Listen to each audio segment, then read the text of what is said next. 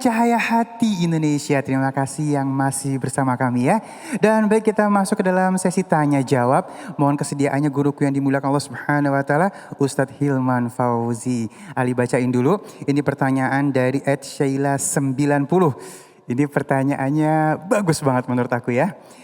Ustadz, benarkah dosa jariah menahan rizki? Nah, itu pertanyaan beliau.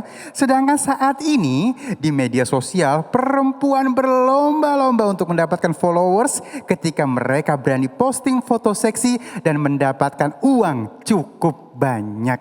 Silahkan guruku. Baik, terima kasih. Izin saja Siva. Pemirsa News TV yang dirahmati Allah Subhanahu wa taala, apakah dosa itu mempengaruhi rezeki kita atau tidak? Boleh jadi iya. Ya. Dalam satu keterangan disebutkan bahwa Allahu thayyibun wallahu la yuqbalu illa thayyibah. Allah itu maha baik dan Allah tidak akan menerima kecuali yang baik-baik. Di antara sebab mengapa doa kita belum diterima oleh Allah karena boleh jadi ada perbuatan dosa kita. Ada harta haram yang kita makan, ada sesuatu yang boleh jadi kita lakukan dan itu perkara dosa. Maka hati-hati ketika kita berbuat dosa, karena itu juga berpengaruh dengan rizki kita. Dan juga jangan memahami rizki itu pada sifat yang materi saja. Mungkin uangnya bertambah, mungkin hartanya bertambah, tapi boleh jadi kesehatannya tidak. Iya kan? Boleh jadi hubungan keluarganya tidak. Berapa banyak hari ini orang yang secara harta dilebihkan, follower dibanyakan, tapi batinnya hampa, tapi hatinya gersang. Ujungnya apa? Mohon maaf, apa pelariannya? Melakukan sesuatu yang dibenci oleh Allah, ya? Minum minuman keras misalnya, menggunakan obat-obatan yang terlarang, nauzubillahi min dzalik. Kenapa? Bukan kurang hartanya, hartanya ada. Bukan sedikit followernya banyak. Tapi boleh jadi hatinya hampa, hatinya kering karena dosa yang dia lakukan. Oleh karena itu, janganlah berbuat dosa. Ya. Karena sedikit pun yang kita lakukan pasti akan mendapatkan balasannya. فَمَنْ يَعْمَلْ مِثْقَالَ ذَرَّةٍ خَيْرًا يَرَهُ وَمَنْ يَعْمَلْ مِثْقَالَ ذَرَّةٍ شَرًّا يَرَهُ. Barang siapa yang berbuat kebaikan walaupun sebesar biji zarrah, Allah balas kebaikan itu. Tapi sebaliknya, barang siapa yang berbuat dosa, berbuat maksiat, berbuat kesalahan, disembunyikan misalnya, dirahasiakan, tetap Allah tahu dengan perbuatan dosa itu. Dan Allah akan membalasnya atas perbuatan dosa itu. Kalau tidak di dunia, boleh jadi di akhirat. Maka harus hati-hati dengan berbuat dosa yang kita lakukan. Mudah-mudahan Allah menjaga kita dari perbuatan dosa dan Allah melancarkan rezeki kita. Amin ya rabbal alamin. Amin ya rabbal alamin. Ya Bu ya, jangan sirik sama rezeki orang. Belum tentu itu rezeki, bisa jadi itu istidraj ya, ujian buat dia. Nah, baik, kita akan lanjutkan pertanyaan yang selanjutnya. Kita kasih kesempatan kepada yang ada di masjid ya. Siapa yang ingin bertanya? Iya, baik, silakan. Umi sebutin nama dulu ya, sebutin nama dulu, silakan. Assalamualaikum Pak Ustadz, selamat pagi. Nama saya Rani dari Cikarang, Masjid Taklim Al-Hikmah. Mau nanya Pak Ustadz, mendidik anak agar bijak menggunakan sosmed itu seperti apa Pak Ustadz? Karena kan mayoritas kebanyakan mereka buka-buka aurat buat dilihat follower yang begitu Pak Ustadz. Mohon bantuannya yang bijak Pak Ustadz. Assalamualaikum warahmatullahi wabarakatuh. Waalaikumsalam warahmatullahi wabarakatuh. Silakan guru.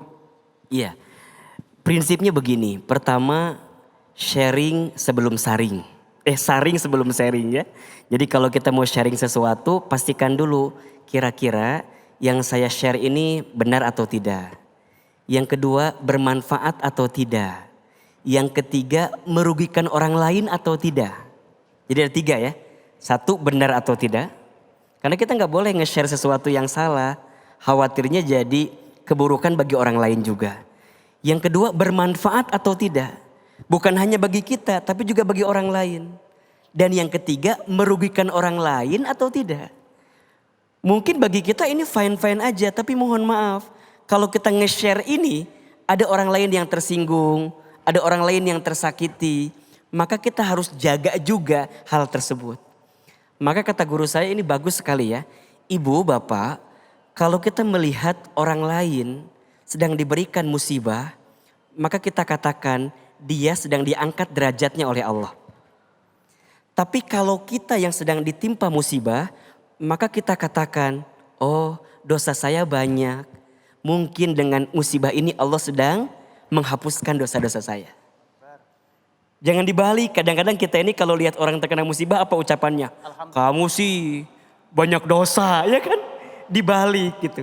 Kalau ke orang lain, orang sedang diangkat derajatnya. Kalau kita lihat kalau kita boleh jadi banyak dosa. Dan yang paling penting di dalam sosmed itu, Ibu, al-haya'u minal iman. Malu itu sebagian dari iman. Jadi jangan sampai kita mengumbar sesuatu yang tidak baik. Bahkan boleh jadi melanggar aturan Allah Subhanahu wa taala. Nauzubillahi min dzalik gitu. Yang akan kita sesali bukan saat postingnya, tapi setelah kita posting itu. Makanya pikir-pikir dulu, timbang-timbang dulu, kira-kira ini bermanfaat atau tidak. Khawatirnya jadi dosa jariah. Ketika dia sudah meninggal, sudah kembali kepada Allah, tapi dosanya masih ada. Postingannya masih ada dan itu orang masih melihat dengan apa yang dia tampilkan. Maka na'udzubillahi min dzalik, belajar lebih bijak dalam sosial media. Ibu juga harus kali-kali mungkin lihat anak kita postingnya apa. Terus follow-nya follow siapa. Ibu tahu follow. Ibu tahu follow. Jadi ikutin siapa. Karena penting apa yang kita lihat, apa yang kita tonton itu akan membentuk apa yang kita pikirkan. Apa yang kita pikirkan membentuk apa yang kita ucapkan. Apa yang kita ucapkan membentuk apa yang kita lakukan. Dan boleh jadi semuanya bersumber dari tontonan yang tidak baik.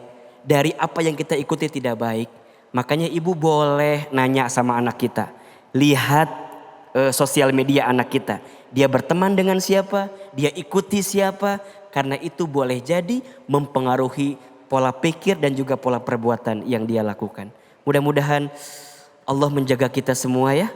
Anak-anak kita, keluarga kita. Karena sekarang dunianya tidak bisa juga kita larang-larang ya Bu ya. Yang bisa kita ajarkan apa? Berikan pendidikan kepada anak kita untuk memilih mana yang terbaik. Karena makin dilarang, makin susah. Tapi kita harus berikan pelajaran agar dia lebih bijak menggunakan sosial media. Wallahu a'lam bishawab. Masya Allah ya. Memang ini menjadi tantangan buat kita semuanya ya. Dan baik jamaah yang dimuliakan Allah Subhanahu wa taala, kita beralih ke guru kita yang dimuliakan Allah Subhanahu wa taala, Ustazah Syifa Nur Fadilah. Ini kita kasih kesempatan dulu buat yang ada di masjid ya. Sudah ada yang bertanya tadi, silahkan. Iya, baik silahkan. Jangan lupa namanya ya Umi ya. Assalamualaikum warahmatullahi wabarakatuh. Waalaikumsalam warahmatullahi wabarakatuh. Nama saya Devi dari Al-Ikhlas Cikarang. Ustazah Syifa, saya mau tanya, bagaimana hukumnya perjodohan Ustaz? Ustazah, enaknya anak harus menuruti nasihat kita atau lebih baik kita bebaskan mereka pilih sendiri. Tapi saya takut salah Ustazah. Baik silakan. Ini masalah perjodohan ya, Insya Allah. Ada guru saya Ustadz Hilman, izin para guru-guru yang ada di rumah. Bismillahirrahmanirrahim. Ibu, Masya Allah pertanyaannya mewakili sekali untuk anak-anak muda di luar sana. Untuk orang-orang yang hendak menikah, bagaimana kira-kira kalau kita dijodohkan sama orang tua? Ini yang hadir ibu-ibu rata-rata. Pengennya menjodohkan anaknya terus ya. Padahal kalau kita lihat dari sisi anak kita, psikologinya mungkin dia sudah punya pasangan sendiri. Mungkin mereka sudah bisa menentukan pilihannya, bisa melihat mana yang baik dan mana yang buruk. Tujuan pernikahan itu kan yang pertama, salah satunya adalah hifzun nasl, menjaga keturunan. Orang tua terkadang menjodohkan anak-anaknya itu bukan tanpa sebab dan akibat. Jadi sebabnya itu orang tua ingin lebih hati-hati anaknya dalam berumah tangga. Namanya orang tua kan lebih paham ya, pengalaman lebih banyak, manis, pahit, asam kehidupan itu sudah merasakan, puluhan tahun pernikahan sudah dijalani, maka mereka tidak ingin anak-anaknya itu jatuh dalam jurang yang tidak baik, mencari pasangan yang salah. Banyak ibu-ibu suka bilang, nanti kamu kalau nyari suami jangan kayak bapak kamu. Nah itu sering gak ngomong kayak gitu? Tidak boleh, itu harus kita hindari. Kenapa? Sama saja kita menjelekkan orang tua di depan anaknya sendiri. Jadi kalau bertengkar jangan depan anak. Kalau mau menjelekan satu sama lain itu di kamar saja tutup pintu yang rapat, anak jangan sampai terdengar sama sekali. Karena takutnya anak jadi benci sama orang tua. Ya. Nah, maka mengenai perjodohan ini bagaimana? Nah, dalam terminologi fikih Islam itu ada yang disebut dengan wali mujbir atau hak ijbar. Hak memaksakan kehendak orang tua terhadap anaknya untuk menikahkan dengan pilihan orang tuanya. Boleh atau tidak, para imam mazhab berbeda pendapat. Ada 4, Imam Syafi'i mutlak membolehkan. Baik itu yang masih kecil, yang idiot, mohon maaf, yang safi dalam agama disebutnya, atau juga yang majnun, gila, maupun yang sudah rosyidah, wanita yang sudah baligh dan akil, berakal. Itu boleh untuk dipaksa menikah oleh walinya. Itu menurut Imam Syafi'i. Tapi Imam Hambali, Hanafi dan Maliki mengatakan perwalian atau wali mujbir, hak ijbar itu hanya dibolehkan pada anak yang masih kecil saja. Anak yang masih kecil belum bisa menentukan pilihan baik dan buruknya, artinya di bawah umur ya, di bawah umur usia pernikahan. Kemudian juga mereka masih dalam keadaan majnun dan lain sebagainya, itu tidak diperbolehkan ya. Nah, tapi Imam Syafi'i walaupun memperbolehkan hak ijbar atau wali mujbir tersebut, dikatakan dalam kitab Kifayatul Akhyar itu disebutkan bahwa wa istahabu an tusta'maru idnuha. Jadi disunahkan walaupun orang tua menjodohkan anaknya, memaksa anaknya menikah dengan pilihan orang tuanya, itu harus izin terlebih dahulu. Masya Allah. Anaknya ridho apa enggak, setuju atau tidak, sekufu atau enggak. Ya, kalau menurut pilihan orang tua itu baik, silahkan ikuti pandangan orang tua. Karena insya Allah berkah nanti nurut sama orang tua. Benar. Tapi kalau dirasa pasangan yang dipilih orang tua itu tidak baik, maka kita kemukakan pendapat kita kepada orang tua kita dengan cara santun, lemah lembut dan tidak menyakiti. Jadi komunikasi yang harus diperbaiki antar keduanya. Wallahu a'lam. Ya, baik, tinggal dipilih yang mana ya. Baik, dan kita lanjutkan untuk pertanyaan yang kedua, masih bersama guruku Ustazah Syifa Nur Fadilah. Ini dari Suciandini. Pertanyaan beliau adalah, Ustazah, gimana menentukan laki-laki pilihan untuk hidup saya? Kadang rasanya saya belum juga menemukan laki-laki yang saya ingin, sedang menurut saya sudah masih lama katanya. Namun pendapat orang lain harus segera. Nah, silakan. Memang kadang-kadang pandangan orang lain beda dengan pandangan kita ya. Ya, jodoh pasti bertemu ya. Benar. Insya Allah, ini yang lagi galau nih ada Ustadz Hilman. Biasanya beliau sering kasih motivasi tentang yang mencari jodoh, yang masih bingung menentukan pasangan. Izin Ustadz menjelaskan sedikit. Jadi jodoh itu tidak bisa kita tentukan kapan datangnya, maut, rezeki, kematian tadi ya. Kemudian bagaimana takaran-takaran yang Allah berikan dalam kehidupan kita, nasib kita itu semua sudah ditentukan oleh Allah, termasuk masalah jodoh. Tapi paling tidak ada beberapa opsi yang bisa kita lihat, bisa kita lakukan jika kita ingin mendapatkan jodoh buat laki-laki yang solihah, buat perempuan yang solih. Yang pertama adalah lihat akhlaknya, lihat agamanya. Kata Rasulullah mengatakan, idza ja'akum man tardawna dinuhu wa khuluquhu fazawwijuhu.